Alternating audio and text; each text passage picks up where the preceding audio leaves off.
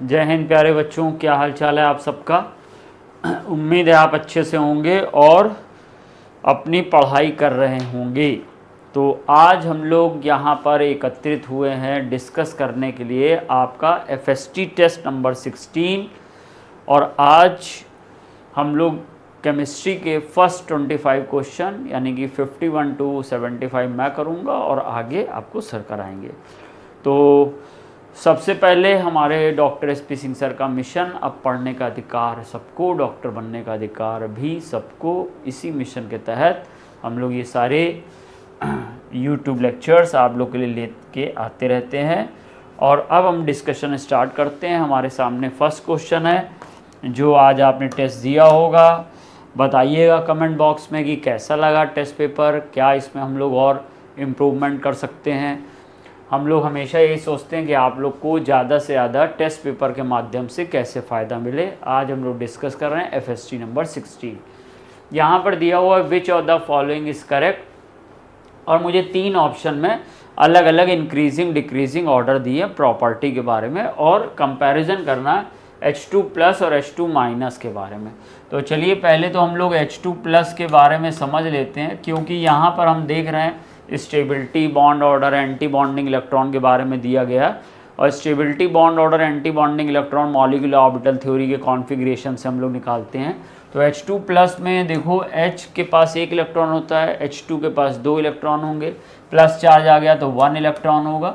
1 electron का अगर configuration लिखोगे तो सिग्मा 1s2 आएगा, सिग्मा 1s1 आएगा, सॉरी सिग्मा 1s1 आएगा। ये सिग्मा 1s1 आ गया। अगर आप इसका बॉन्ड ऑर्डर निकालने जाओगे, आपने पढ़ा हुआ है इसका बॉन्ड ऑर्डर मीन्स होगा bonding electron minus anti bonding electron upon 2। Bonding electron 1 है, एंटी बॉन्डिंग इलेक्ट्रॉन 0 है, यानी कि बॉन्ड ऑर्डर 0.5 आएगा। और इसमें सारे इलेक्ट्रॉन बॉन्डिंग इलेक्ट्रॉन है, एंटी बॉन्डिंग इलेक्ट्रॉन है नहीं इसके पास। अब हम लोग बात करते हैं H2 माइनस की। अगर H2 माइनस का हम लोग कॉन्फ़िगरेशन लिखेंगे तो H2 के 2 इलेक्ट्रॉन हो जाएंगे, एक माइनस चार्ज यानी कि 1 इलेक्ट्रॉन एडिशनल आ गया, दैट मीन्स 3 इलेक्ट्रॉन है। कॉन्फ़िगरेशन जब लिखोगे तो सिग्मा 1s2 लिखोगे, सिग्मा स्टार 1s1 लिखोगे। जब इसका बॉन्ड ऑर्डर निकालने जाओगे तो बॉन्ड ऑर्डर इक्वल टू हो जाएगा 2 बॉन्डिंग इलेक्ट्रॉन है, 2 minus 1 anti bonding electron, 1 upon 2, फिर से 0.5 आ जाएगा। अब लेकिन यहाँ पर अगर हम लोग इन दोनों को कंपेयर करें तो डिफरेंस क्या है, इसके पास कोई भी एंटी बॉन्डिंग इलेक्ट्रॉन नहीं है और इसके पास एक एंटी बॉन्डिंग इलेक्ट्रॉन है। जैसा कि आप जानते हैं कि हम लोग अगर 2 मॉलिक्यूल या आयन की स्टेबिलिटी को कंपेयर करते हैं on the basis of molecular orbital theory, तो पहले बॉन्ड ऑर्डर से कंपेयर करते हैं। जिसका बॉन्ड ऑर्डर ज़्यादा होगा उसकी स्टेबिलिटी ज़्यादा होगी, जिसका बॉन्ड ऑर्डर कम होगा उसकी स्टेबिलिटी कम होगी। लेकिन अगर बॉन्ड ऑर्डर सेम हो तो ये देखते हैं कि क्या किसी के पास एंटी बॉन्डिंग इलेक्ट्रॉन है, और जितने ज़्यादा एंटी बॉन्डिंग इलेक्ट्रॉन होंगे उतना स्टेबिलिटी कम होगी, यानी अनस्टेबिलिटी ज़्यादा होगी। तो अगर हम लोग बात करें स्टेबिलिटी की तो H2 माइनस और H2 प्लस को अगर हम लोग देखें तो H2 माइनस के पास एक बॉन्ड एंटी बॉन्डिंग इलेक्ट्रॉन है, H2 प्लस के पास एंटी बॉन्डिंग इलेक्ट्रॉन है नहीं, तो स्टेबिलिटी का ऑर्डर ये होगा, ये स्टेबिलिटी का ऑर्डर हो जाएगा। बॉन्ड ऑर्डर दोनों के सेम है तो बॉन्ड ऑर्डर के बेस पे ये कंपैरिजन नहीं हो पाएगा। यहाँ पर देखो दिया हुआ है H2 प्लस ज़्यादा स्टेबल है H2 माइनस से, H2 प्लस ज़्यादा स्टेबल है H2 माइनस से, यानी ये बात सही है। और फिर कहा गया है कि H2 प्लस और H2 माइनस का बॉन्ड ऑर्डर सेम है, देखो बॉन्ड ऑर्डर बच्चा सेम है यहाँ पे 0.5। और फिर कहा गया है H2 माइनस बड़ा है H2 प्लस से number of anti bonding electron. जी हाँ, एंटी बॉन्डिंग इलेक्ट्रॉन इसके पास एक है, इसके पास एक भी एंटी बॉन्डिंग इलेक्ट्रॉन नहीं है। इस तरीके से हमारा 4th option all of these correct होगा इस क्वेश्चन में। Question number 52, oxygen shows +2 oxidation state. Oxygen की +2 ऑक्सीडेशन स्टेट एक ही कंपाउंड में होती है और वो होता है जनाब OF2 यानी ऑक्सीजन डाइफ्लोराइड। तो 3rd ऑप्शन सही होगा यहाँ पर। लेकिन आप कहेंगे नहीं सर निकाल के बता दीजिए, तो निकाल के ही बता दे रहा हूँ। यहाँ पे डाई ऑक्सीजन डाइफ्लोराइड O2F2 है, डाई ऑक्सीजन डाइफ्लोराइड O2F2 है। अगर आप इसमें ऑक्सीजन की ऑक्सीडेशन नंबर निकालोगे तो 2F+2, फ्लोरीन की ऑलवेज -1 यहाँ पे लेंगे, इक्वल टू 0, तो यहाँ पर ऑक्सीजन की ऑक्सीडेशन नंबर +1 आ जाएगी। तो O2F2 में ऑक्सीजन की ऑक्सीडेशन नंबर +1 होती है। ब्लू पर क्रोमेट CrO5 होता है, इसका बटरफ्लाई लाइक स्ट्रक्चर होता है। इसमें अगर ऑक्सीडेशन नंबर की बात करोगे तो इसमें क्रोमियम और ऑक्सीजन में ऑक्सीजन ज़्यादा इलेक्ट्रोनेगेटिव है तो -1, यहाँ पे भी -1, ऑक्सीजन ज़्यादा इलेक्ट्रोनेगेटिव है सिंगल बॉन्ड की वजह से -1, यहाँ पे -1, यहाँ पे डबल बॉन्ड है तो -2, और जोड़ के क्लोरियम पे +6 आ जाएगी, क्रोमियम की ऑक्सीडेशन पर +6 होगी। लेकिन मुझे तो ऑक्सीजन की चाहिए, तो ब्लू पर क्रोमेट में -2 भी होती है, -1 भी होती है, लेकिन मुझे तो +2 चाहिए। तो आपका ऑक्सीजन डाइफ्लोराइड है, ये O है, ये 2F हैं। आप चाहे इसको ऑक्सीडेशन नंबर को स्ट्रक्चर से निकाल लें और चाहे फिर नॉर्मल मैथमेटिकल रूल से निकाल लें। तो यहाँ -1, यहाँ +1, -1, +1, +2 है, किसी भी तरह से आप इसको निकाल सकते हैं। सो 52 का थर्ड ऑप्शन सही हो गया।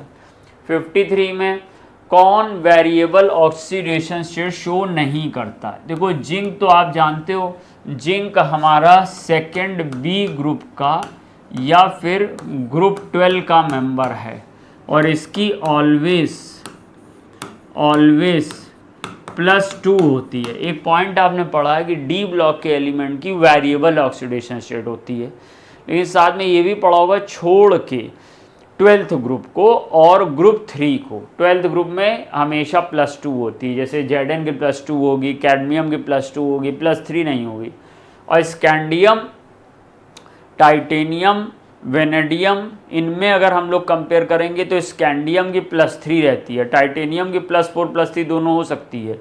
या ये कह सकते हैं ग्रुप 3 में स्कैंडियम, येट्रियम, लेंथेनम, एक्टीनियम, इनकी हमेशा +3 होती है, इनकी ऑक्सीडेशन नंबर हमेशा +3 होती है, तो फिक्स होती है।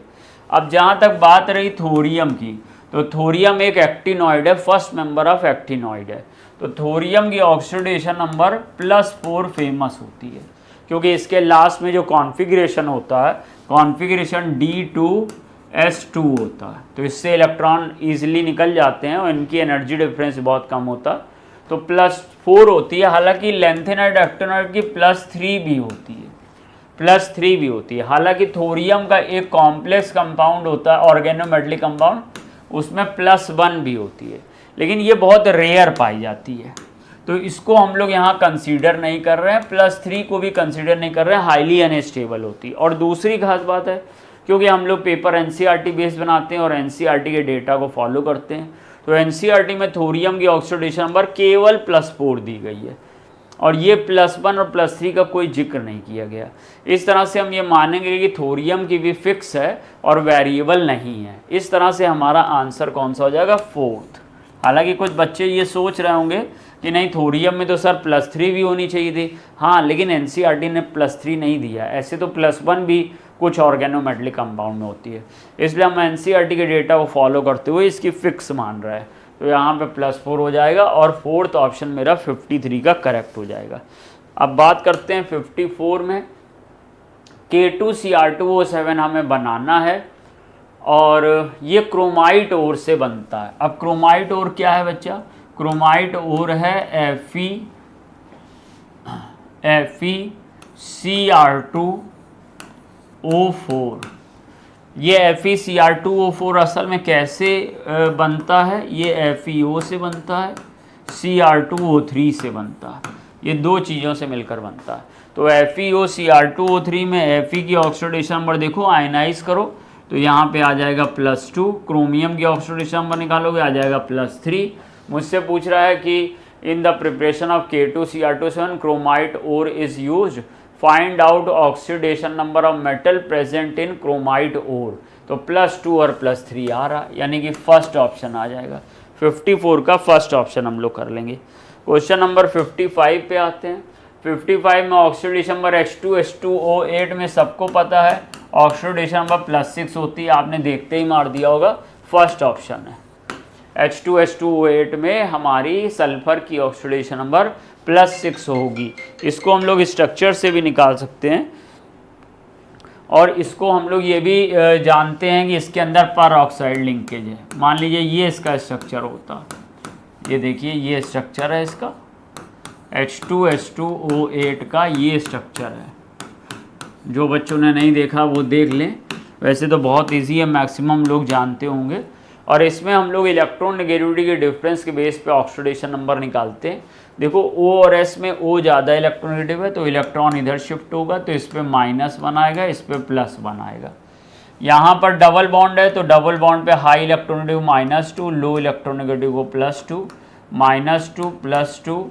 यहाँ ऑक्सीजन हाई इलेक्ट्रोनेगेटिव -1 +1, तो जब आप इसको ऐड करोगे तो +6 आएगा।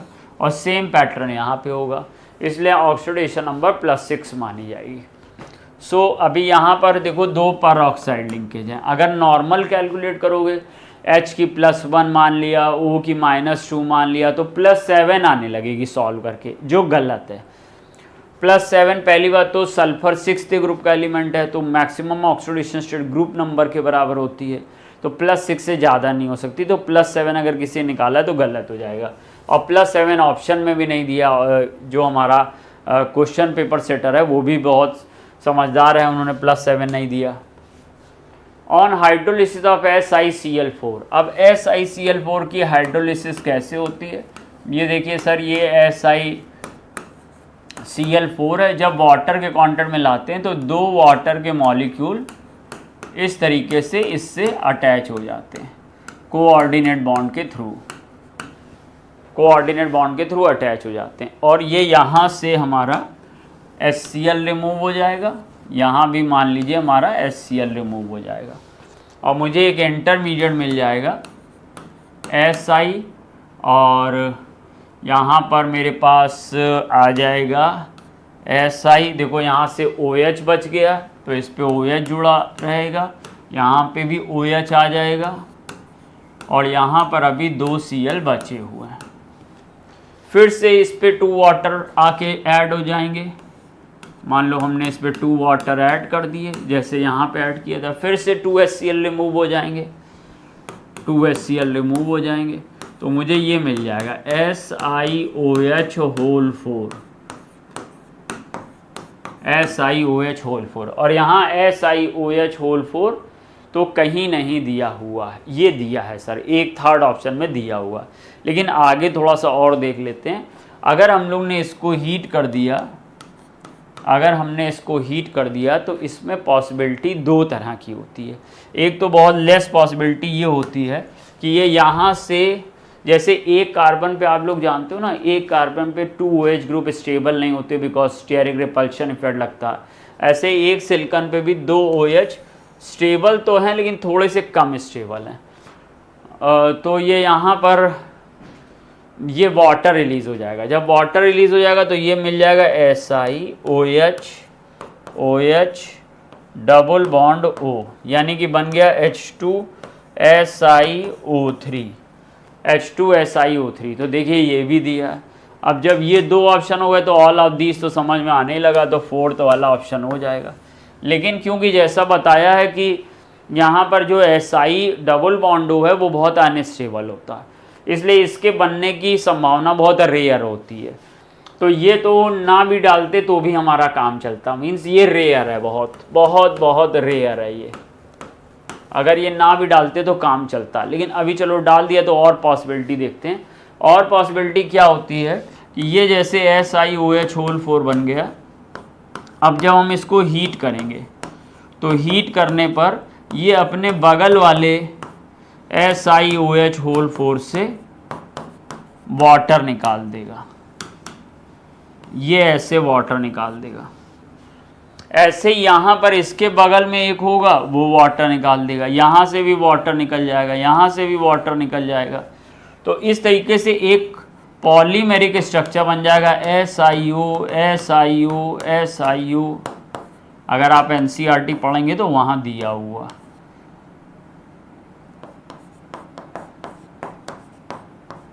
ये पॉलीमेरिक जेंट मॉलिक्यूल बन जाएगा, एक बृहद बड़ा मॉलिक्यूल बन जाएगा। और इसको शॉर्ट में हम लोग फार्मूला वाइज SiO2 कहते हैं।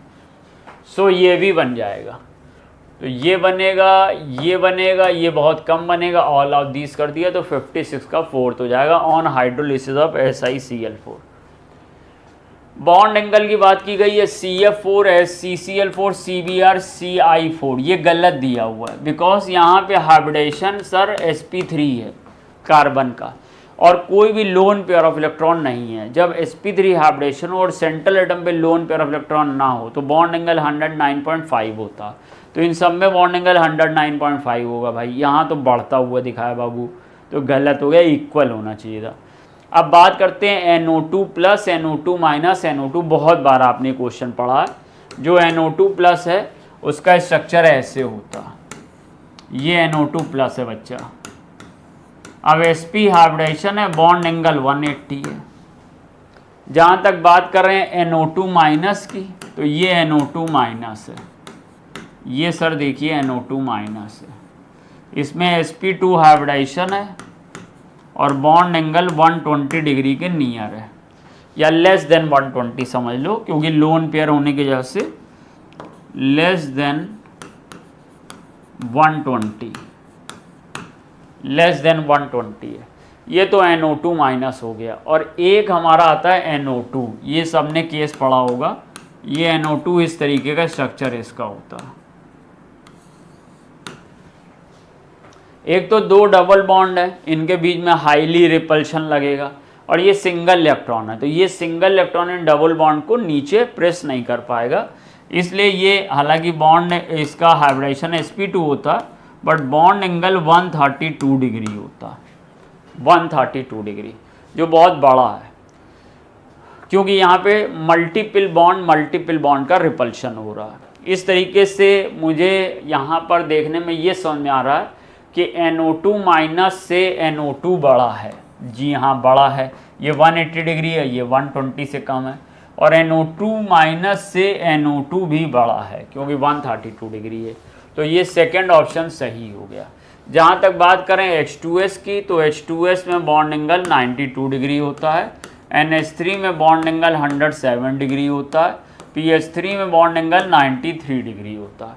अब वो H2S को सर बड़ा दिखा रहा, तो ये तो संभव नहीं है, तो ये भी बात गलत हो गई। नेक्स्ट आइए,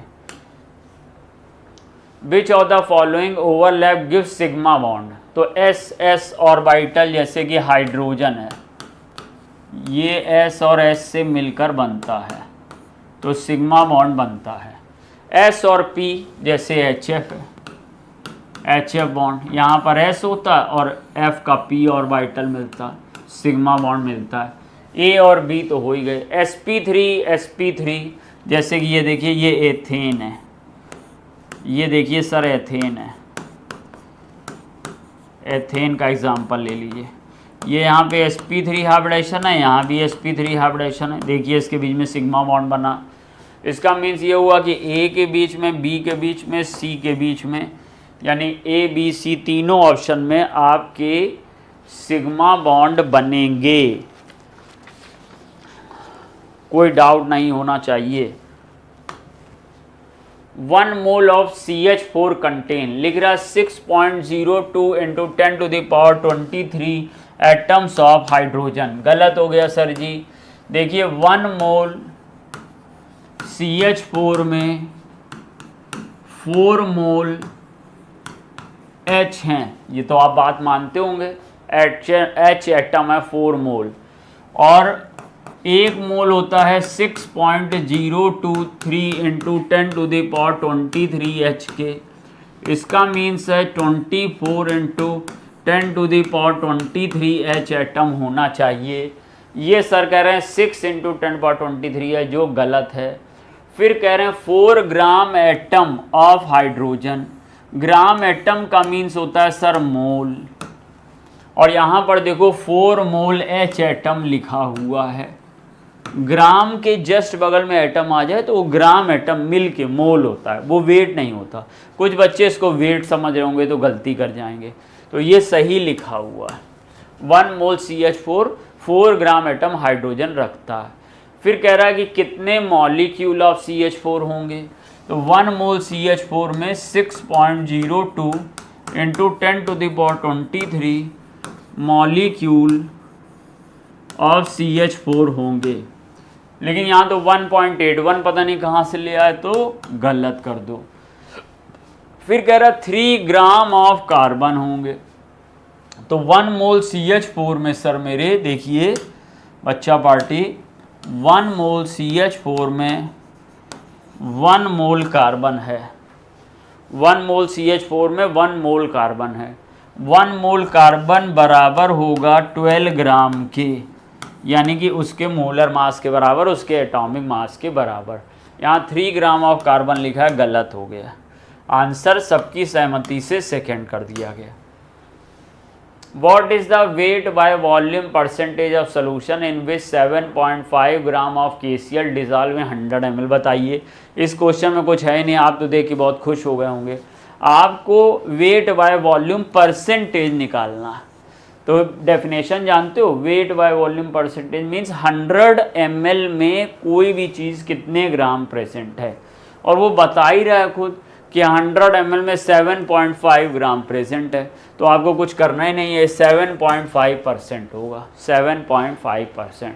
तो 60 का फर्स्ट ऑप्शन होगा। बिल्कुल सिंपल पेपर था, उम्मीद है आपने मैक्सिमम क्वेश्चन किए होंगे, जल्दी जल्दी कर लिए होंगे। अच्छा, एक कंपाउंड है, उसमें हम नायलॉन बनाने में यूज़ करते हैं, उसमें 43.8% ऑक्सीजन है। चलिए ठीक है sir. There are 4 oxygen atom per molecule, एक मॉलिक्यूल में 4 oxygen atom. What is the approx molecular weight of compound? इसके लिए अभी हम लोग ने एक सम बेसिक कॉन्सेप्ट का एक सीरीज़ की थी हम लोग ने, नाम क्या सीरीज़ का था, सम बेसिक कॉन्सेप्ट का हम लोग ने क्वेश्चन प्रैक्टिस स्टार्ट किया था। अभी वो सीरीज़ चल रही है इवनिंग में, नाइट में 8:30 to 9:30।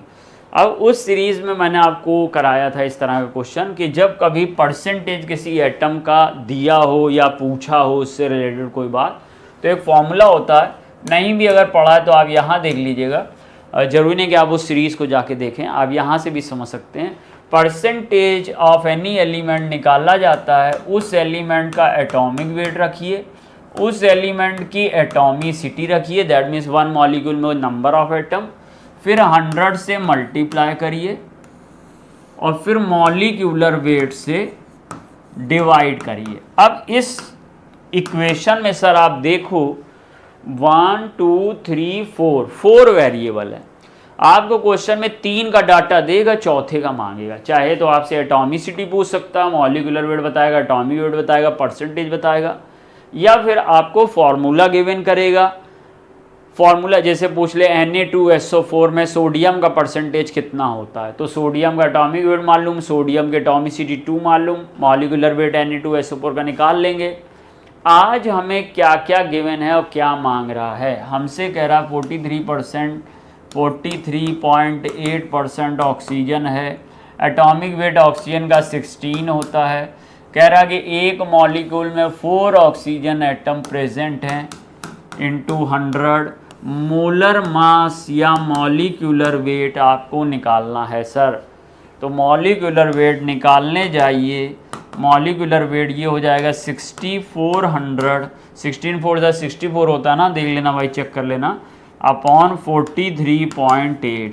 तो 6400 अपॉन 43.8 हम लोग कैलकुलेटर से सॉल्व कर सकते हैं, लेकिन अगर अंदाज़ा लगाएं तो अंदाज़ा लगाने में 43.8 ये कितने टाइम चला जाएगा? 1.5 के आसपास चला जाएगा, और 1.5 में 100 का मल्टीप्लाई कर दो तो 150 के अराउंड आ रहा है। तो मुझे लग रहा 4th होना चाहिए, 146। अगर सॉल्व करें तो 146, ऐसे हम लोग अंदाज़ा भी ले सकते हैं। तो सॉल्व करता हूँ मैं, कैलकुलेटर यूज़ करता हूँ, कैलकुलेटर यूज़ करें, क्योंकि अभी बीच में एक बच्चा कह रहा था कि सर कैलकुलेशन में टाइम लगता है, तो उसकी ट्रिक बताइए। तो किसी दिन कैलकुलेशन ही आप लोगों को करवा देंगे। 43.8 तो 146.1 आ रहा, दैट मीन्स मेरा आइडिया सही था। ये 150 के नियर आ रहा था, देखने में ही पता चल रहा था। तो ये हमारा 4th ऑप्शन इसमें हो जाएगा, आराम से ईजिली आप कर सकते थे। नेक्स्ट क्वेश्चन की तरफ चलते हैं हम लोग। और नेक्स्ट क्वेश्चन है हमारा question number 62, assertion reason. 10 mole of CO2 gas है, 10 मोल ऑफ H2 गैस है equal volume under the same condition of temperature and pressure. जैसे मान लो अगर STP होता, दोनों गैसेस हैं तो दोनों का 1 मोल का 22.4 लीटर होता, तो यहाँ 10 मोल हैं तो 224 लीटर इसका, 224 लीटर इसका, अगर हम लोग STP ले लेते। अगर STP नहीं लेते तो टेम्परेचर मान लो चेंज करो तो दोनों का चेंज करोगे, वॉल्यूम भी दोनों का चेंज करोगे, तो ये बात तो सही लग रही है मुझे। रीजन कह रहा है equal volume of all gases under the same condition of temperature and pressure contain equal number of molecule. भैया ये तो हमारी एवोगैड्रो हाइपोथेसिस है, ये भी सही है, लेकिन क्या ये इसको एक्सप्लेन कर रही है? एक्सप्लेन कर भी रही है और थोड़ा बहुत नहीं भी कर रही है, क्योंकि अगर यहाँ पे ये लिखा होता कि equal number of molecules in same condition have same volume for gases, तो ये बिल्कुल इसको एग्जैक्टली सेम बता दे, मतलब इसको एक्सप्लेन कर देती। लेकिन इसको हमने रिवर्स कर दिया, यहाँ मोल दे के वॉल्यूम की बात की गई है, यहाँ वॉल्यूम दे के मोल्स और मॉलिक्यूल की बात की गई है। लेकिन हम लोग इतना मान सकते हैं कि इसको हमें फर्स्ट के साथ जाना चाहिए। A और R दोनों ट्रू हैं और R करेक्ट एक्सप्लेनेशन है A का। वैसे ज़्यादा बेस्ट एक्सप्लेनेशन तब होता जब ये लाइन उलट के लिखी गई होती, यानी कि equal number of moles have same volume of the gases at same condition of temperature and pressure. तो भी हम इसको ये नहीं कह सकते कि इसको एक्सप्लेन नहीं कर रहा, तो ये हमारा फर्स्ट ऑप्शन यहाँ पर इसके साथ जाना चाहिए। 62 का फर्स्ट। आप देखिएगा कि आपने क्या सोचा था, इसको कैसे सोचा था। क्या आप इसी वजह से इसको करेक्ट एक्सप्लेनेशन नहीं मान पाए कि ये उल्टा लिखा था और आपने both A and R true but R is not a correct explanation, second के साथ चले गए? तो बताइएगा कमेंट बॉक्स में कि आप लोग सेकेंड के साथ चले गए। If the speed of electron in bore first orbit, अच्छा स्पीड का क्वेश्चन है। बोर के लिए स्पीड वाला फॉर्मूला पहले तो हम लोग लिख लें, velocity equal to R, R एक कांस्टेंट, आप इसको रेडबर्ग कांस्टेंट भी कह सकते हो, z अपॉन n, ये होता है इसका फॉर्मूला सर। और अगर मान लीजिए कि हम लोग को दो लोगों को कंपेयर करना है तो हम इसको ऐसे कंपेयर करेंगे, v1 अपॉन v2, और R तो भाई कांस्टेंट है तो सब में सेम रहेगा, तो इसे हम लोग ऐसे कर लेंगे Z1 upon N1 into N2 upon Z2। तो चलिए अब हम लोग कंपेयर करते हैं। कह रहा है if the speed of electron in the bore first orbit, ठीक है, x है तो v1 की जगह पे x रख दिया, v2 हमें भी पता नहीं है, और n1 की जगह पे फर्स्ट रख दिया, हाइड्रोजन एटम है तो जेड भी 1 हो जाएगा। The speed of the electron in the third orbit, अच्छा मतलब जेड समझ लो हाइड्रोजन का ही है, तो N2 क्या कह रहा है, थर्ड, और ये भी 1 हो जाएगा। तो ये तो बहुत आसान है, V2 इक्वल टू x/3 आ रहा है। देखो भैया किसका किसका सही हो गया, खुशी मनाओ, इंजॉय करो, मेरा क्वेश्चन सही हो गया, x/3 हो गया, x/3 हो गया, x। चलिए अब x तो देख लिया, y भी देख ले, I मीन 64 क्वेश्चन देख लें। According to Bohr theory the angular momentum of electron in fifth orbit is, अब एंगुलर मोमेंटम हमें निकालना है सर फिफ्थ ऑर्बिट में, तो एंगुलर मोमेंटम आपको पता है mvr इक्वल टू होता है nh/2π, बहुत ही सिंपल। तो ये सर n हमारा फिफ्थ ऑर्बिट में ये ऑर्बिट बताता है, तो 5h/2π, तो देखिए सर क्या 5h/2π है, 10h, 2.5, 25, 1, तो इसको सॉल्व कर लेते हैं। तो सॉल्व कर लिया, 2 से 5 को कैंसिल करो, देखो बाबू क्या आ रहा है, 2.5h/π दिया है सेकेंड ऑप्शन। 64 में हम लोग सेकेंड नंबर पे खेलेंगे। Question number 65, among the following species identify the isostructural, जिनका शेप सेम हो, तो सर पहले बना लेते हैं सबको, आप लोग तो चैम्पियन हैं इसके। NF3 को बनाइए, पिरामिडल होता है, सब बच्चा पार्टी जानती है, NF3 पिरामिडल होता है। लिख भी लेते हैं, चलो भाई, पिरामिडल लिख लिया, pyramidal. NO3 minus trigonal planar होता है, ये लीजिए सर,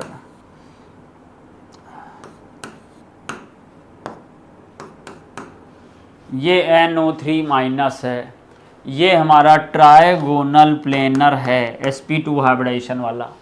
कार्बोनेट फिर से ट्राइगोनल प्लेनर हो गया। अब कार्बोनेट तो ये NO3 माइनस और कार्बोनेट एक ही चीज़ है एक तरह से। NO3 में एक माइनस है, अब C पे 2 माइनस हो गए, तो C के पास जानते हो एटॉमिक नंबर C का 6 होता है, एक एक्स्ट्रा माइनस आएगा तो N लाइक बिहेव करने लगेगा, तो ये तो होना ही था। PCl3 पिरामिडल है, PCl3 बना लीजिए सर, पिरामिडल। अब बस ढूंढने में मिलने वाला NF3 और PCl3 है, और NO3 माइनस और CO3 माइनस है, ये 3 होगा ना, ये तो सेकंड है, 2 बार 2 लिख गया, लेकिन चलो गलती माफ़ कर देते हैं और थर्ड मान लेते हैं इसको। तो 65 का हमको थर्ड करना चाहिए। एक H3 नहीं, HN3 या N3H यानी हाइड्राजोइक एसिड रह रहा है, तो इसका स्ट्रक्चर ये होता है, आपने पढ़ा होगा, ये इसका स्ट्रक्चर होता, V शेप या एंगुलर शेप, V शेप या एंगुलर शेप, ये इसका स्ट्रक्चर है। 1 2 3, 3 नहीं 2 रखो, 2 लोन पेयर रखो भाई, 2 लोन पेयर यहाँ रहेंगे, इसके पास एक भी लोन पेयर नहीं रहेगा, इसके पास एक लोन पेयर रहेगा, ये V शेप है, तो ये तो सीरीज़ में V शेप या एंगुलर शेप किसी के पास है ही नहीं, तो इसलिए मेरा थर्ड ऑप्शन सही हो गया। Select the species having only pi bond, तो ये तो तुम लोग रटते ही होगे, B2 में एक पाई बॉन्ड होता है, यानी तुम लोग तो जानते ही हो कि जितने भी हमारे मॉलिक्यूल्स होते हैं, कोवैलेंट मॉलिक्यूल्स, उसमें फर्स्ट बॉन्ड सिग्मा होता है, सेकंड पाई होता है, थर्ड पाई होता है। फिर हम लोग ये बताते हैं आपको कि क्या कोई ऐसा मॉलिक्यूल है जिसमें फर्स्ट बॉन्ड ही पाई हो जाए, और अगर 2 बॉन्ड हो तो दोनों पाई हो जाए, तो आप लोग कहते हैं हाँ सर ऐसा होता है। B2 एक मॉलिक्यूल है जिसमें पहला बॉन्ड ही पाई होता है, सिंगल बॉन्ड होता है, B बॉन्ड B, तो वो पाई होता है, और C2 में 2 बॉन्ड होते हैं, बॉन्ड और 2 होता है, वो दोनों पाई होते हैं। इसको हम लोग मॉलिक्यूलर ऑर्बिटल थ्योरी से निकाल सकते हैं, आपने क्लास में पढ़ा होगा, इसलिए इसको हम लोग third option molecular orbital theory से आपने सीखा है कि एक तो होता है टोटल बॉन्ड ऑर्डर निकालना। तो टोटल बॉन्ड ऑर्डर निकालने में क्या होता है, आप टोटल जो बॉन्डिंग इलेक्ट्रॉन है पहले मॉलिक्यूलर ऑर्बिटल थ्योरी के अकॉर्डिंग कॉन्फ़िगरेशन लिख लोगे, फिर टोटल बॉन्डिंग इलेक्ट्रॉन गिन लोगे, उसमें से total anti bonding electron subtract कर दोगे, 2 से डिवाइड कर दोगे, बॉन्ड ऑर्डर आ जाएगा, बट ये टोटल बॉन्ड ऑर्डर आएगा। अगर आप चाहते हो कि नहीं सर आपको बॉन्ड ऑर्डर में सिग्मा बॉन्ड और पाई बॉन्ड पता चल जाए, तो आप सिग्मा बॉन्ड के लिए क्या करो, केवल आप वहाँ पर बॉन्डिंग इलेक्ट्रॉन काउंट करो, और बॉन्डिंग इलेक्ट्रॉन हमारे बॉन्डिंग और एंटी बॉन्डिंग के काउंट कर लोगे, और फिर हम लोग जो है यहाँ पे स्टार वाले मतलब बॉन्डिंग एंटी बॉन्डिंग काउंट करो केवल सिग्मा बॉन्ड वाले, सिग्मा वाले बॉन्डिंग माइनस सिग्मा वाले एंटी बॉन्डिंग, और 2 से डिवाइड कर दो, तो जो नंबर आएगा वो सिग्मा बॉन्ड का आएगा। अब अगर पाई बॉन्ड की नंबर गिनना चाहते हो तो पाई वाले जितने बॉन्डिंग है वो माइनस पाई वाले एंटी बॉन्डिंग, और 2 से डिवाइड कर दो, तो करके देख लेना, तो ये थर्ड ऑप्शन आ जाएगा। क्योंकि टाइम लगेगा इसलिए इसको अभी नहीं ले जा रहे हैं यहाँ पे। Calculate work done for isothermal expansion of 1 mole of an ideal gas. चलिए सर ये तो बहुत इजी है, W आपको निकालना है, ये आइसोथर्मल रिवर्सिबल प्रोसेस है, -2.303 लगाइए, मोल देखिए कितना दिया है, 1 मोल दिया है, 1 मोल कर लिया, 2.303 आपने फॉर्मूला पढ़ा होगा, W = -2.303 nRT log P1 upon P2, ये फॉर्मूला आपने पढ़ा, ये फॉर्मूला मुझे लगाना। तो n की जगह पे 1 आ गया। R की वैल्यू हम लोग ऑप्शन का यूनिट देख के लगाते हैं, joule joule joule joule joule joule, तो 8.314 जूल, 8.314 जूल। अब जब 8.314 आ गया तो टेम्परेचर 273 ले आए, बहुत आसान। लॉग P1 मुझे दिया गया है, P1 कितना दिया 1 बार रख दिया। P2 कितना दिया गया 0.1 बार। अरे लॉग भी बहुत आसान दे दिया, डेसिमल हटाया 0 बढ़ाया, लॉग 10 1 होता है। इसका मीन्स है यहाँ पर तो टोटल 1 आ जाएगा इसको सॉल्व करने पर। अब इसको मल्टीप्लाई करिए, तो इसको मल्टीप्लाई कर लेते हैं हम लोग और निकाल लेते हैं, मैच कर लेते हैं, देखें आंसर मैच हो रहा है कि नहीं। इसलिए आप लोग वैसे नॉर्मल करिएगा, कैलकुलेटर का यूज़ आप लोग के लिए नहीं है, तो मैं कैलकुलेटर यूज़ कर लेता हूँ। 2.303 multiply by 8.314 multiply by 273, that means 522.716 ये आ रहा, 522.716। अब 16 से अगर नियरेस्ट नंबर में लोगे तो 5227.2 आ जाएगा। क्या आ जाएगा? जूल आ जाएगा माइनस का। फर्स्ट ऑप्शन मेरा मैच कर रहा है, तो फर्स्ट ऑप्शन के साथ मुझे जाना चाहिए। 68 क्वेश्चन देखिए, 1 mole of methanol burns in oxygen gives -723 kilo joule per mole. अच्छा, अब थर्मोडायनेमिक इक्वेशन है तो मुझे पहले तो बैलेंस स्टेट में रिएक्शन लिखनी पड़ेगी। तो लिखता हूँ भाई, CH3OH लीजिए और बर्न कर रहे हैं यानी कंबस्शन कर रहे हैं, O2 के साथ रिएक्शन करोगे। आप तो जानते हो हाइड्रोकार्बन कंबस्शन करोगे तो CO2 और वाटर बनेगा, तो कोई रिएक्शन बनाना भी डिफ़िकल्ट नहीं है। CO2 वाटर बन गया और इसमें मुझे डेल्टा H बोल रहा है -723 किलो जूल मिलेगा, लेकिन शर्त है कि आपको यहाँ 1 मोल लेना होगा। तो 1 मोल यहाँ लिया, अभी 1 मोल के साथ रिएक्शन को बैलेंस करते हैं। 1 कार्बन 3 और 4H 2 करके 4H कर दिया। अब वहाँ पे ऑक्सीजन बन गए मेरे 2 और 2 4। अच्छा, ये ऑक्सीजन तो 1 रहेगा ही रहेगा, इसका मीन्स है मुझे यहाँ पर 3 ऑक्सीजन लाना है, तो बैलेंसिंग लिए 3/2 O2 कर दिया, 3/2 O2 कर दिया। देखो ये 3/2 इंटू 2, तो 2 से 2 कैंसिल हो गया, 3 हो ये 1 हो ये 4 हो गया, और 2 और 2 4 हो गया भाई। ये तो हमारी रिएक्शन बैलेंस हो गई। अब आगे पढ़ते हैं। Heat if 1 mole of oxygen is use, कह रहा अभी इस रिएक्शन में तो 3/2 मोल ऑक्सीजन यूज हो रही, तब इतनी मिल रही है। अगर 1 मोल यूज होती ऑक्सीजन तो कितनी मिलती? तो हम ये कह देंगे कि 3/2 mole oxygen give -723 kilo joule heat, so 1 mole oxygen give, तो 1 मोल ऑक्सीजन आ जाएगा 723/3 इंटू 2, यानी कि 1.5 से डिवाइड करना है। तो 1.5 से डिवाइड करना है। अब ये 2/3 है तो 723 से कम ही आएगा। ये 723 हो नहीं सकता, 964 हो नहीं सकता, 482 और 241, 1.5 से डिवाइड करना है। तो क्या आना चाहिए अंदाजे से? सॉल्व कर लेते हैं। सॉल्व करके हमें पता चलेगा 723 multiply by 2 divided by 3, 482 sir आ रहा है। 482 आइडिया लग ही रहा था, 482, तो थर्ड ऑप्शन हो जाएगा। 68 का थर्ड ऑप्शन सही हो जाएगा। अब हम लोग चलते हैं क्वेश्चन नंबर 69 की तरफ। तो यहाँ पर क्वेश्चन नंबर 69 मुझे क्या कहने जा रहा है?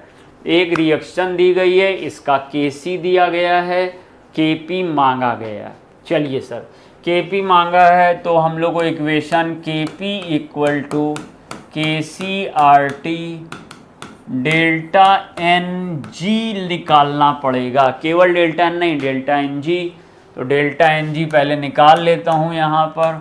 डेल्टा एन जी मीन्स होता है total gas mole of product minus total gas mole of reactant. Gas का 1 मोल है प्रोडक्ट में और यहाँ पर 1 ये और 1 ये, तो ये हो गया सर 2 मोल, यानी आ गया -1। डेल्टा एन जी -1 आ गया है और ये हमको दिया गया है मोल पर लीटर के यूनिट में। देखो डेल्टा एन जी -1 आया तो पहले यूनिट से देख लें तो एटीएम इनवर्स होगा, लेकिन यार सब में एटीएम इनवर्स है तो मुझे सॉल्व करना ही पड़ेगा, बच नहीं पाऊंगा। तो केपी रखा, केसी का वैल्यू कितना गिवन है 26। अब क्योंकि ये लीटर आ गया है तो लीटर आ जाने पे मुझे आर का वैल्यू रखना पड़ेगा 0.0821 लीटर एटीएम। और टी मेरा कितना है, टी कहाँ गया 250, तो यहाँ पर तो मुझे केल्विन में लेना पड़ेगा टी।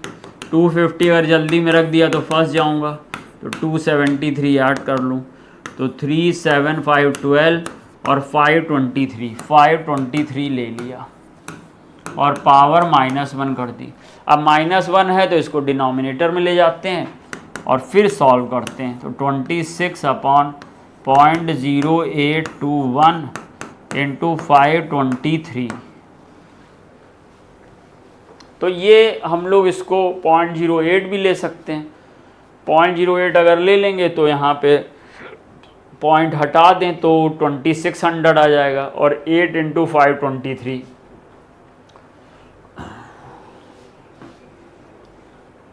कोई ज़्यादा बड़ा कैलकुलेशन नहीं, लेकिन टाइम बचाने के लिए हम लोग सॉल्व कर लेते हैं कैलकुलेटर की मदद से। 26/0.0821 एग्जैक्ट आंसर आ जाए, जिससे डिवाइडेड बाय 523 0.605 तो 0.605 को क्या 0.61 अप्रॉक्स मान लिया जाए, तो अप्रॉक्स 0.61 मान लो एटीएम इनवर्स। फर्स्ट ऑप्शन था। आप बताइएगा ऐसा कमेंट बॉक्स में कि क्या ये कैलकुलेशन लेंदी लग रहा था आप लोग को, या आप लोग ऐसा नहीं निकाल पाते हैं कैलकुलेशन इजीली। मैं तो कैलकुलेटर से कर ले रहा हूँ, तो बताइएगा। ये क्या है, इनकरेक्ट स्टेटमेंट इक्विलिब्रियम के बारे में। Chemical equilibrium attain whether we start with reactant और प्रोडक्ट, ये बात सही है। आप एक कंटेनर में रिएक्टेंट मिलाइए, दूसरे कंटेनर में उन रिएक्टेंट की रिएक्शन से प्रोडक्ट बनता है वो मिलाइए, दोनों तरफ से इक्विलिब्रियम अचीव हो जाएगा। केमिकल इक्विलिब्रियम डायनेमिक, जी हाँ केमिकल इक्विलिब्रियम आपको पता है इक्विलिब्रियम स्टेट पे रिएक्शन रुकी सी प्रतीत होती है, लेकिन रुकी नहीं होती, क्योंकि जितना रिएक्टेंट प्रोडक्ट बदलता है उतना ही प्रोडक्ट रिएक्टेंट में बदल जाता है उसी समय। फर्स्ट भी सही है, सेकंड भी सही है, मुझे इनकरेक्ट की तलाश है। केमिकल इक्विलिब्रियम कैल्शियम कार्बोनेट, ये रिएक्शन दी गई है, कह रहा है जब ओपन वेसल में इसको कराएंगे तो इक्विलिब्रियम एस्टैब्लिश हो जाएगा।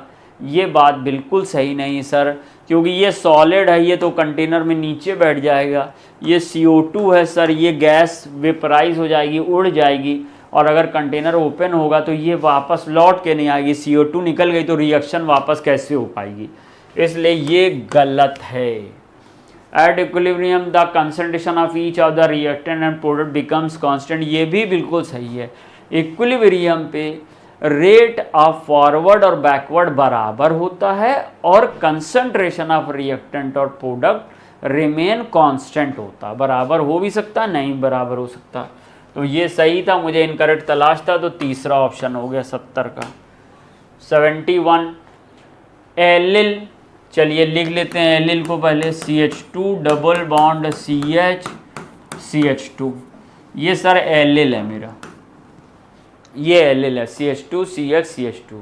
और विनाइल या vanilla CH2 double bond CH, ये सर मेरा वेनाइल है। और कह रहा थायो ईथर, अगर केवल ईथर होता तो बीच में O डाल देता, थायो ईथर है तो बीच में S डाल दूंगा। अब ये मैच कर लीजिए किसी में ये आ रहा है कि नहीं, ये S, अरे यहाँ तो दोनों तरफ एलिल हो गया, ये इस तरफ वेनिल है और इस तरफ एलिल है, कोई बात नहीं, उल्टा भी चल सकता है, सेकंड सही है। और इसमें कोई देख लेते हैं, दोनों तरफ वेनिल वेनिल हो गया, वेनिल वेनिल, एलिल एलिल और वेनिल एलिल, इसलिए सेकंड ऑप्शन सही है। IUPAC नेम ये 2 एथाइल 3 पेंटाइन गलत नाम दिया है, इसका सही लिखना। तो चलिए बना लेते हैं। पहले 5 कार्बन लीजिए, 1 2 3 4 5, ये 5 कार्बन ले लिए। मान लीजिए हम लोग ने यहाँ से नंबरिंग कर ली 1 2 3 4 5। अब साहब ये कह रहे हैं कि तीसरे नंबर पे एल्काइन लगा, ये तो संभव ही नहीं है क्योंकि ट्रिपल बॉन्ड लगा, यानी कि इसको यहाँ से नंबर करना चाहिए था। दूसरे नंबर पे तो आ सकता है, पेंटाइन 2 हो सकता है, पेंटाइन 1 हो सकता है, पेंटाइन 3 नहीं हो सकता, तो गलती कर दी। चलिए कोई बात नहीं, अभी नाम लिख लेंगे। और यहाँ पर एक एथिल ग्रुप लगा हुआ, 2 कार्बन का एथिल लगा, H आप भर लीजिएगा, 2 कार्बन का एथिल ग्रुप लगा हुआ है। अब मुझसे कह रहा है इसका सही नाम, तो आप बच्चों समझ ही गए हैं, ये वाला पुरानी नेमिंग पहले हटा देते हैं, नंबरिंग हटा देते हैं, नंबरिंग हटा दी भाई पुरानी वाली। और अब हम लोग को नंबरिंग करनी है यहाँ से। आपको क्या लगता है जहाँ से ट्रिपल बॉन्ड पास पड़ेगा वहीं से नंबरिंग करेंगे? 1 2 3 4।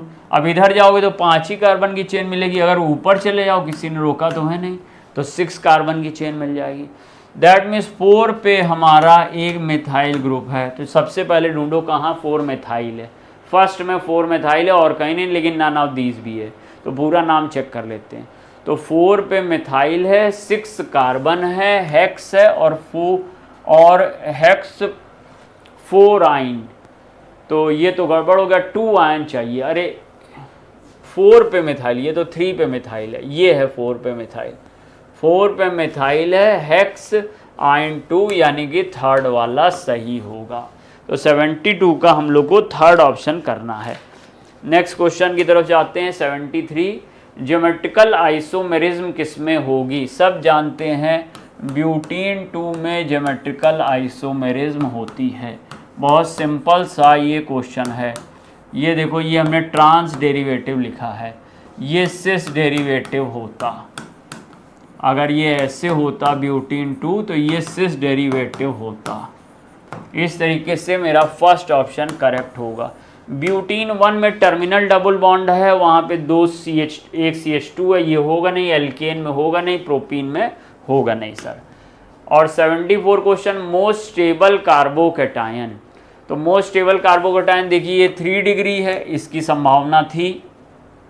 ये 2 डिग्री, नहीं ये भी 3 डिग्री है, चलो भाई, लेकिन इसमें ये जो OH है, इसमें ये जो OH है, ये OH -I लगा रहा है, जिसकी वजह से स्टेबिलिटी डिक्रीज कर रही है, तो इसकी स्टेबिलिटी तो डिक्रीज कर गई, इसकी स्टेबिलिटी नॉर्मल है, इंक्रीज की हुई है। अब यहाँ पे देखिए, आप कहेंगे सर OH तो यहाँ भी है, हाँ बाबू OH है यहाँ पे, लेकिन ये OH हेल्पफुल है, क्योंकि ये जो लोन पेयर है ये यहाँ आ जाएगा, ये बैक डोनेशन हो जाएगा, तो इसकी स्टेबिलिटी तो सबसे ज़्यादा बड़ी हो जाएगी, सबसे हाई स्टेबिलिटी बढ़ गई, क्योंकि बैक बॉन्डिंग की स्टेबिलिटी का कोई कंपैरिजन नहीं है। और ये 2 डिग्री है, तो आप समझ गए होंगे कि सही ऑप्शन क्या है, सेकंड है, due to back bonding most stable carbocation है। अगर आप इसको पूरा कंपेयर करें तो सबसे ज़्यादा सेकंड ऑप्शन की होगी, उससे कम फर्स्ट ऑप्शन की होगी, उससे कम थर्ड ऑप्शन की होगी, और सबसे नहीं थर्ड ऑप्शन, हाँ 3 डिग्री है, लगभग बराबर समझ सकते हो। और फिर ये लगभग बराबर हो जाएगा फोर्थ में। इसके पास 3 डिग्री है, बट इसके पास OH का -I है, इसके पास 2 डिग्री है, इसको लास्ट में रखते हैं।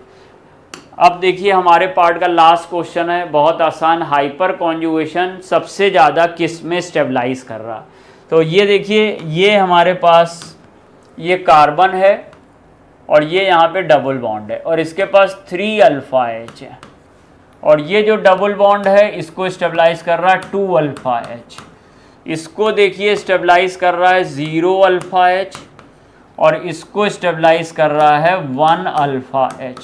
जितने ज़्यादा अल्फा H होंगे, हाइपर कॉन्जुगेशन उतना ही ज़्यादा होगा, इस हिसाब से यहाँ पर 75 का फर्स्ट ऑप्शन करेक्ट होना चाहिए। तो बच्चों हमारे पार्ट के क्वेश्चन हमने कर लिए, बाकी आपको सर कराएंगे और कमेंट बॉक्स में बताइएगा कि और हम लोग कैसे इम्प्रूव कर सकते हैं।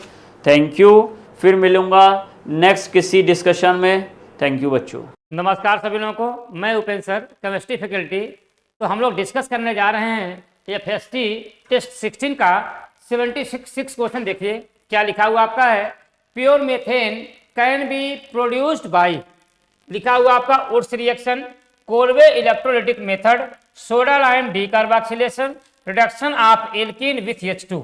तो याद रखिएगा वुड्स रिएक्शन से हम लोग सिमेट्रिकल एल्केन का फॉर्मेशन करते हैं। कोलवे इलेक्ट्रोलिसिस से हम लोग क्या प्योर मेथेन हम लोग ऑब्टेन नहीं कर सकते हैं। पूछा गया है प्योर मेथेन किससे हम लोग ऑब्टेन करेंगे। तो याद रखिएगा अगर प्योर मेथेन की हम लोग बात करें यहीं पे, तो आपको समझने वाली बात यह है कि सोडा लाइम डीकार्बोक्सिलेशन की बात करेंगे तो यही से हम लोग क्या करते हैं, प्योर मेथेन हम लोग क्या करेंगे, ऑब्टेन करते हैं। ठीक है ना। तो देखिए सोडा लाइम डीकार्बोक्सिलेशन की बात करें तो एसिटिक एसिड को CH3COOH को अगर हम लोग NaOH sodium hydroxide plus calcium oxide के साथ हीट कर देंगे तो क्या करेंगे, आपका CH4 मेथेन और प्लस क्या बन जाएगा आपका CO2।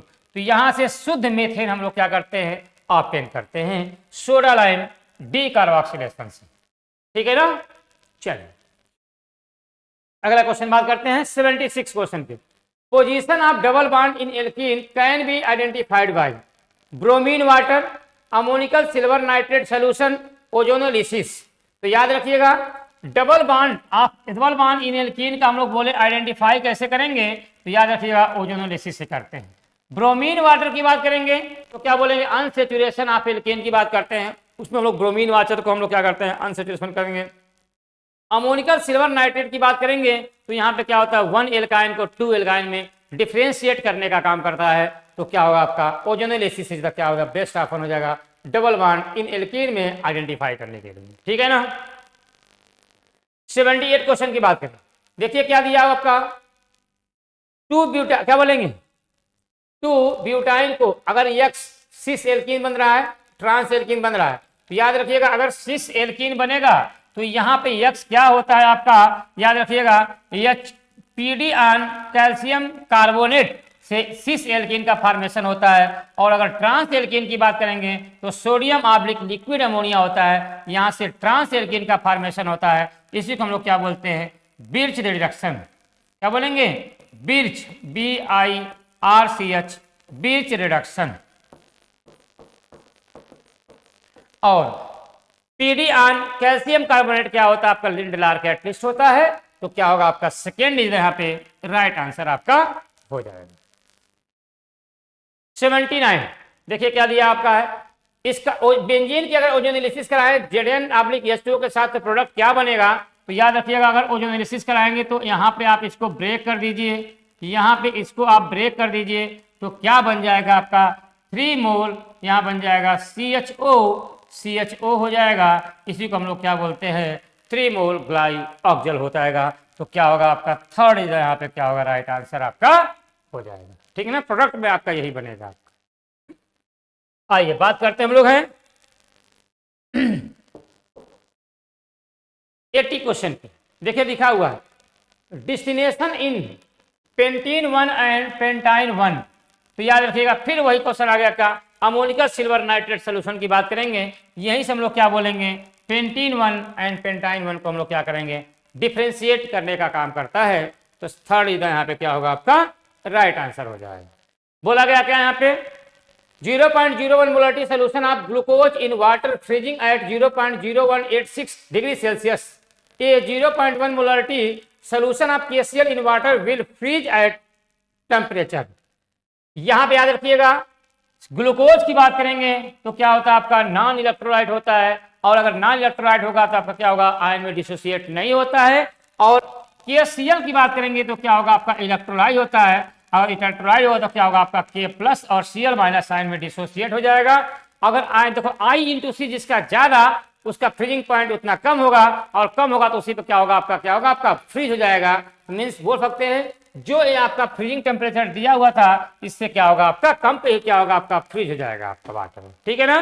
तो यहाँ पे क्या होगा लोअर देन -0.0186 डिग्री सेल्सियस पे क्या होगा आपका वाटर फ्रीज हो जाएगा। ओके चलिए बात करते हैं 82। देखिए दिया हुआ equivalent mass of crystalline oxalic acid. तो आप जानते हैं ऑक्जेलिक एसिड का फार्मूला क्या होता है, बताइए आप लोग। बोलते हैं ऑक्जेलिक एसिड का फार्मूला क्या होगा आपका H2C2O4.2H2। और जब इसका हम लोग मोलर मास निकालेंगे तो मोलर मास कितना हो जाएगा आपका 126 होता है। हम जानते हैं equivalent weight is equal to क्या होता है मॉलिक्यूलर वेट अपान बोलेंगे वैलेंसी फैक्टर हो जाएगा। तो यहां देखिएगा equivalent weight 126 divide by valency factor कितना होगा इसका 2 होगा, तो कितना आ जाएगा आपका 63 हो जाएगा। आंसर कौन सा हो जाएगा यहाँ पे second is the right answer आपका हो जाएगा। 83 देखिए क्या दिया हुआ आपका है the conductivity of 0.2 molarity solution of KCl at 298 Kelvin is 0.0248 Simon centimetre inverse calculate molar conductivity. तो देखिए आप जानते हैं मोलर कंडक्टिविटी की बात किया जाए तो हम जानते हैं क्या कप्पा इंटू 1000 अपान क्या होता है मोलरिटी होता है। तो कप्पा की बात करेंगे तो कितना दिया हुआ है कप्पा आपका यहाँ पे देखिए इतनी वैल्यू दिया हुआ है 0.0248 इंटू 1000 अपान बोलेंगे क्या मोलरिटी कितना दिया है 0.2 दिया हुआ है। इसको काट दीजिए तो कितना आएगा आपका पॉइंट से पॉइंट हटा देंगे तो आएगा 0.124 और जब इसको मल्टीप्लाई करेंगे तो 124 साइमन सेंटीमीटर क्या बोलेंगे साइमन सेंटीमीटर स्क्वायर और बोलेंगे मोल इनवर्स हो जाएगा। तो यहाँ पे कौन सा हो जाएगा आपका third is the correct answer इसका हो जाएगा, ठीक है। आइए अगले क्वेश्चन की बात करें। देखिए क्या दिया आपका है 84 दिया हुआ आपका क्या ए 5 ampere current is pass through a solution of zinc sulphate for 40 minute the amount of zinc deposited at the cathode. और कैथोड पे क्या होता है आपका रिडक्शन होता है, क्या होता है आपका रिडक्शन होगा। और जब रिडक्शन की बात करेंगे तो इसका मतलब क्या होता है Zn+2 अब +2 इलेक्ट्रॉन किसमें डिसोसिएट हो जाएगा आपका Zn में हो जाएगा। और यहाँ पे n फैक्टर की बात करेंगे तो कितना हो जाएगा आपका 2 हो जाएगा। अब हम लोग जानते हैं पूछा क्या है अमाउंट, तो वेट इज इक्वल टू क्या होता है Z into I into T अपन बोलेंगे क्या हम लोग क्या बोलते हैं हम लोग हैं Faraday. Z W is equal to Z into I into T अपन क्या होता है आपका एफ होता है। तो Z into I into T अपन अगर एफ होता है तो हम लोग क्या बोलेंगे इसको आइए तो यहाँ पे क्या हो जाएगा जेड की वैल्यू कितना होगा देखो जिंक की बात करेंगे तो 65.5 अपान 2 और यहाँ पे आई की वैल्यू कितना दिया आपका है 5 एम्पियर इंटू टी की वैल्यू क्या दिया 40 तो 40 इंटू क्या हो जाएगा आपका 60 सेकेंड हो जाएगा डिवाइड बाय क्या करेंगे 2 इंटू 96500। जब इसको हम लोग वेट को हम लोग निकालेंगे तो इसकी वैल्यू आएगी 4.065 ग्राम हो जाएगा आपका। तो यहाँ याद रखिएगा यहाँ पे क्या होगा आपका third is the right answer आपका हो जाएगा।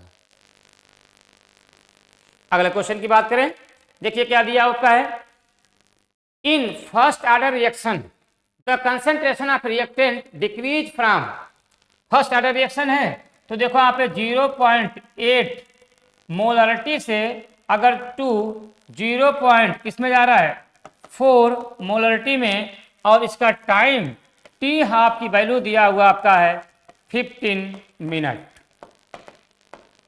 और यहां पूछ रहा है टाइम टेकन मतलब क्या पूछ रहा है कंसंट्रेशन चेंज बोल रहा है किसमें आपका 0.1 मोलरिटी से किसमें चेंज हो रहा है 0.025 में। तो बोल रहा है आपसे क्या यहाँ पे टी हाफ की वैल्यू या टाइम टेकन की वैल्यू क्या होगी। तो हम जानते हैं अगर फर्स्ट ऑर्डर रिएक्शन है तो हम जानते हैं क्या T half is equal to क्या होता है 2 इंटू क्या sorry T75 is equal to 2 into क्या होता है T हाफ होता है। ठीक है, तो क्या होगा आपका 2 इंटू 50 कर देंगे तो कितना आ जाएगा आपका 60 मिनट। यही इसका आपका क्या होगा आपका करेक्ट आंसर आपका 630 minute means first is the right answer आपका हो जाएगा। सेक्शन बी क्वेश्चन की बात करें, देखिए क्या दिया आपका सेक्शन बी में, the rate equation for the reaction 2a plus B gives क्या दे रहा C is found to be rate. तो रेट आपका दिया हुआ आपका k a की पावर 1 एंड b की पावर 1, तो रेट कितना हो जाएगा आपका 1 प्लस 1 कितना हो जाएगा आपका 2 हो जाएगा। The correct statement in the relation to this reaction is that the unit आपके मस्ट बी क्या बोल देंगे सेकेंड इनवर्स। सेकेंड इनवर्स किसके लिए होगा, देखिए यहाँ पे सेकेंड ऑर्डर रिएक्शन की बात कर रहा है और सेकेंड इनवर्स किसका होता है आपका फर्स्ट ऑर्डर का, ये तो गलत हो गया। Value of K is independent for the initial concentration of A and B, एकदम सही है, इनिशियल कंसंट्रेशन पे डिपेंड नहीं करता है, तो यही आपका क्या होगा करेक्ट आंसर हो जाएगा। ठीक है ना, यहां थर्ड दिया हुआ क्या rate of formation of C is twice of the rate of क्या बोल रहे हैं डिसअपियरेंस ऑफ ए, नहीं देखिए ट्वाइस नहीं होगा आपका, जितना ये देखिए यहाँ पे 2 मोल कम होंगे, 2 मोल डिसोसिएट होंगे तो 1 मोल बनेगा, तो क्या ट्वाइस में क्या होगा आपका आधा हो जाएगा। ठीक है ना, तो ये क्या होगा आपका गलत हो गया, तो 86 का क्या होगा सेकेंड इज क्या होगा आपका राइट आंसर आपका हो जाएगा। 87 देखिए क्या दिया हुआ है लिगेंड्स दिया होगा ए, आपका पूछ रहा है कौन से लिगेंड होंगे डाइडेंटेड ट्राइडेंटेड पेंटाडेंटेड और क्या बोलेंगे हम लोग टेट्राडेंटेड। तो देखिए डेंटिसिटी यहाँ पे एक 1 हो जाएगी, दूसरा आपका यहाँ डेंटिसिटी हो जाएगी, यहाँ पे तीसरा डेंटिसिटी हो जाएगा, और इसका क्या स्क्वायर है तो यहाँ पे क्या होगा आपका यहाँ पे 4 और यहाँ पे क्या हो जाएगा आपका 5, तो यहाँ पे 5 डेंटिसिटी हो जाएगी, इसीलिए हम लोग क्या बोलेंगे पेंटाडेंटेड लिगेंड बोलते हैं। इधर 87 का आंसर क्या हो जाएगा आपका third is the right answer आपका हो जाएगा। ठीक है ना, चलिए अब हम लोग बात करते हैं 88 की। देखिए क्या दिया आपका है, पूछा गया है which among the following will be named as क्या बोलेंगे हम लोग dibromo bis ethylene diamine chromium third ion की बात किया गया है।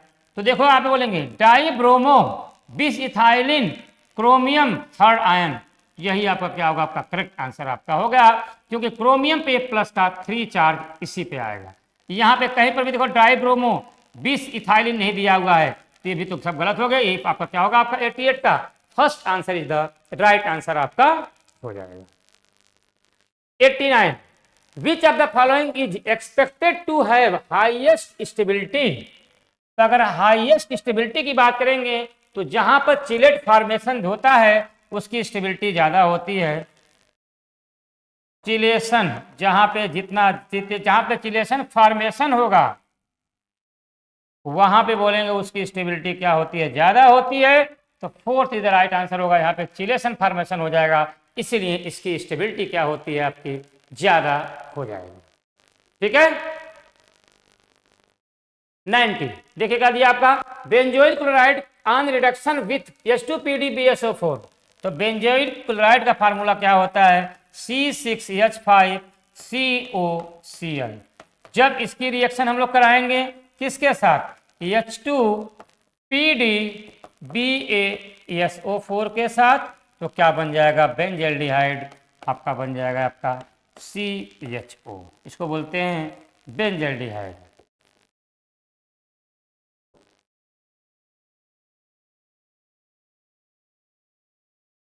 फोर्थ इज द यहाँ पे राइट आंसर आपका हो जाएगा।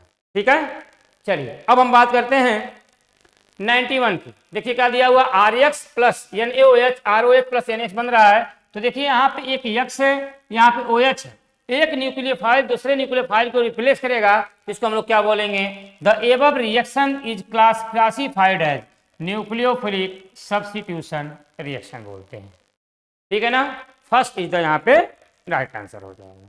रेक्टिफाइड स्पीड कंटेन याद रखिएगा 95.5% एल्कोहल होता है एंड 4.5% क्या होता है आपका वाटर होता है रेक्टिफाइड स्पिरिट में। तो क्या होगा आपका यहाँ पे सेकेंड इज द यहाँ पे क्या होगा आपका राइट आंसर आपका हो जाएगा। 93 देखिए क्या दिया आपका most suitable reagent for the conversion of, यहाँ दिया है RCH2OH को RCHO में कन्वर्ट कर रहा है। तो याद रखिएगा RCH2OH की बात करेंगे और अगर आप RCHO में कन्वर्ट हो जाए तो हम लोग क्या लेते हैं PCC लेते हैं, pyridine क्लोरोक्रोमेट ले लेंगे और यहाँ पे क्या होता है आपका माइल्ड बोलेंगे ऑक्सीडाइजिंग एजेंट होता है। और माइल्ड ऑक्सीडाइजिंग एजेंट होगा तो हम बोल सकते हैं क्या यहाँ पे OH को यहाँ पे किसमें चेंज कर देगा आपका एल्डिहाइड में चेंज कर देगा। लेकिन इन तीनों की बात करेंगे तो स्ट्रांग ऑक्सीडाइजिंग एजेंट होते हैं और ये तीनों क्या करेंगे RCH2OH इसमें चेंज हो जाएगा आपका RCOOH एसिड में चेंज कर देते हैं। ठीक है ना, तो क्या होगा फोर्थ सीधे यहाँ पे राइट आंसर आपका हो जाएगा। 94 देखिए क्या दिया which of the following gives positive iodoform test. तो पॉजिटिव आयोडोफॉर्म वही देते हैं जैसे हम बोले आपसे क्या CH3CH और यहाँ पे क्या होगा आपका OH, ये ग्रुप हो या फिर दूसरा ग्रुप आपका क्या हो CH3C double bond O group हो, यही दोनों क्या देते हैं आपके पॉजिटिव आयोडोफॉर्म टेस्ट देंगे। तो यहाँ देखो क्या दिया आपका CH3CH2CH2, तो देखो यहाँ तो ये बन नहीं रहा है, ये तो नहीं बनेगा। यहाँ देखो CH3 है CHOH, ये तो बना लेगा आपका, यहाँ पे बन जाएगा, ये तो दे देगा। यहाँ देखिए यहाँ पे ग्रुप है, ये भी आपका दे देगा।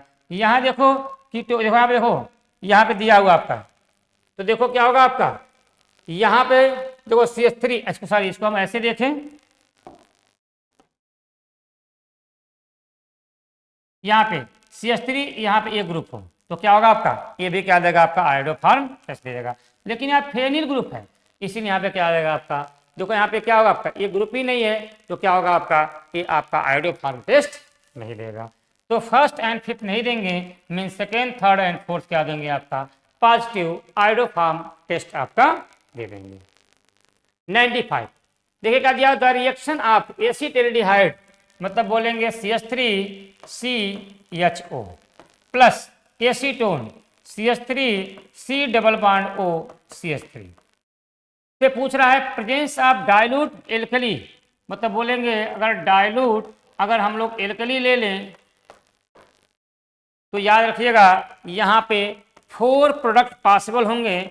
अगर 4 प्रोडक्ट बनेंगे तो याद रखिएगा 2 सेल्फ बनते हैं और 2 क्रॉस बनेंगे, और क्रॉस बनेंगे तो क्या बोलेंगे हम लोग क्रॉस एल्डाल कंडेंसेशन हो जाएगा। दोनों ग्रुप आपके अलग अलग हैं, तो एक सेल्फ का बनेगा, एक क्रॉस का बनेगा, एक इसका बनेगा और एक इसके साथ जुड़ जाएगा, तो 4 प्रोडक्ट यहाँ पे पॉसिबल हो जाएंगे। 96 देखिए क्या दिया होता है when acetaldehyde on react with failing solution it gives a red precipitate, कौन देगा आपका, तो याद रखिएगा कॉपर ऑक्साइड का ही क्या होता है आपका रेड प्रेसिपिटेट पॉसिबल होता है। और कैसे होगा इसको हम आपको बता देते हैं। देखिए अगर हम लोग एसिटाल्डिहाइड मतलब CH3CHO को हम लोग कॉपर हाइड्रोक्साइड प्लस आपका कॉपर हाइड्रोक्साइड प्लस NaOH के साथ रिएक्शन करा दें सोडियम हाइड्रोक्साइड और इसको अगर हम लोग हीट कर देंगे तो Cu2O का रेड प्रेसिपिटेट रेड PPT आपका क्या होगा आपका ऑब्टेन हो जाएगा। ठीक है ना। 97 हिंसबर्ग देखो ए एमीन हिंसबर्ग रीजन से बी को एक्वस के साथ कराएंगे तो आपका सोल्यूबल वाटर बन जाए। तो पूछ रहा है ए एंड बी क्या होंगे, तो ए क्या होगा आपका प्राइमरी एमीन ले लीजिए CH3RNH2 को अगर हम लोग हिंसबर्ग रिएजेंट C6H5SO2Cl को अगर हम लोग रिएक्शन करा दें तो क्या बन जाएगा आपका यहाँ पे बन जाएगा आपका C6H5SO2 और यहाँ से Cl और यहाँ से एक H निकल जाएगा, तो क्या बन जाएगा आपका NHR हो जाएगा।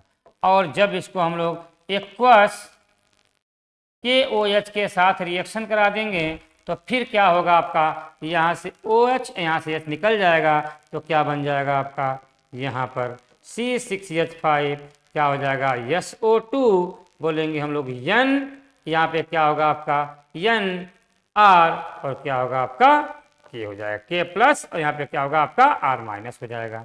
तो पूछ रहा है यहाँ पे A क्या होगा, ये आपका A हो जाएगा और B आपका A हो जाएगा। तो 1 डिग्री एमीन है, NL बेंजीन सल्फोनामाइड हो जाएगा, तो क्या होगा आपका second is the right answer यहाँ पे हो जाएगा। आइए बात करते हैं 98 की। 3 degree amine can not be react with Hinsberg reagent, Hopman reagent, क्या बोलते हैं शिफ्ट रिएजेंट।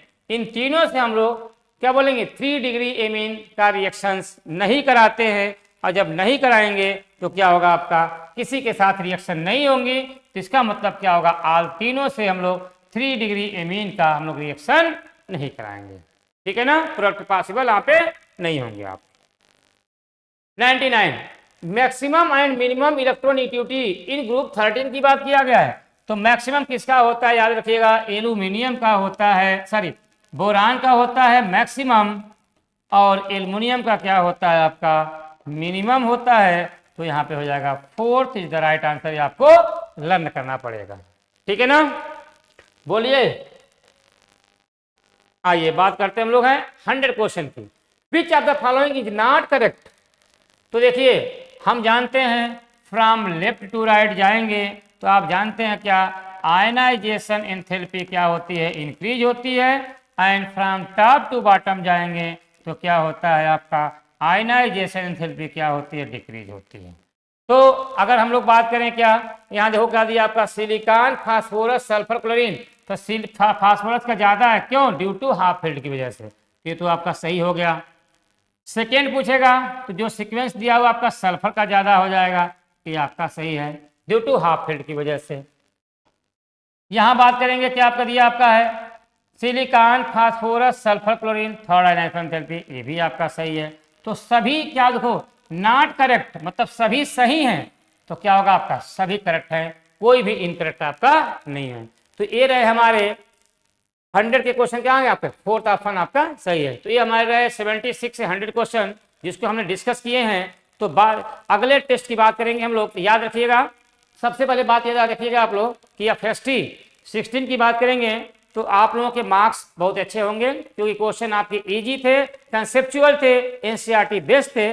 तो ऐसे ही क्वेश्चन करते रहिए आप लोग और अच्छे मार्क्स लाते रहिए। फिर अगले टेस्ट में मिलते हैं। जय हिंद, जय भारत, नमस्कार।